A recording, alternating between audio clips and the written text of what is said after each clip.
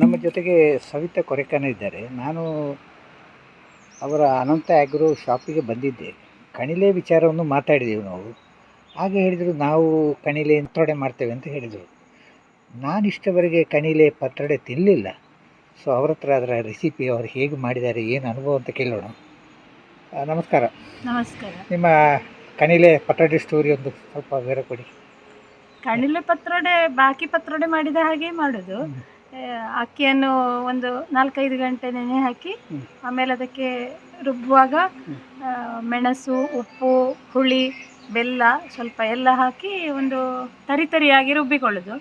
ಆಮೇಲೆ ಕಣಿಲೆಯನ್ನು ಸಣ್ಣಕ್ಕೆ ಕೊಚ್ಚಿ, ನಾವು ಈಗ ಪತ್ರೊಡೆ ಎಲೆಯಲ್ಲಿ ಪತ್ರೊಡೆ ಮಾಡ್ತೇವಲ್ಲ ಕಟ್ ಮಾಡಿ, ಸೇಮ್ ಟೈಪ್ ಕಣಿಲೆಯನ್ನು ಸಣ್ಣಕ್ಕೆ ಕೊಚ್ಚಿ ಈ ಮಾಡಿಟ್ಟ ಹಿಟ್ಟಿಗೆ ಮಿಕ್ಸ್ ಮಾಡಿ ಅದನ್ನು ಬಾಳೆ ಎಲೆಯಲ್ಲಿ ಮಡಚಿ ಹಬೆಯಲ್ಲಿ ಬೇಯಿಸಿದ್ರೆ ಆಯಿತು, ಕಣಿಲೆ ಪತ್ರೊಡೆ ರೆಡಿ ಆಗ್ತದೆ.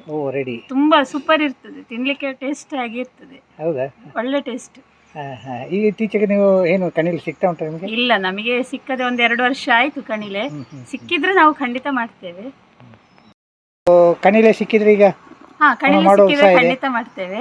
ಅದರ ಉಪ್ಪಿನಕಾಯಿ, ಸಾಂಬಾರು, ಪಲ್ಯ, ಪತ್ರೊಡೆ ಎಲ್ಲ ಮಾಡದೇ ಇರುವುದಿಲ್ಲ. ಅದು ತುಂಬ ಟೇಸ್ಟಿ. ಎಲ್ಲವೂ ಕಟ್ ಮಾಡಿ ಹಾಕಿ ತುಂಬ ದಿವಸ ಇಟ್ಟರೆ ಮಾತ್ರ ಅದಕ್ಕೊಂಥರ ಸ್ಮೆಲ್ ಬರ್ತದೆ. ಇಮಿಡಿಯೇಟ್ ಆಗಿ ಮಾಡಿದರೆ ಒಳ್ಳೇದಿರ್ತದೆ. ಹೌದೌದು. ಉಪ್ಪಿನಲ್ಲಿ ಹಾಕಿ ಇಡ್ತೀರಾ ನೀವು?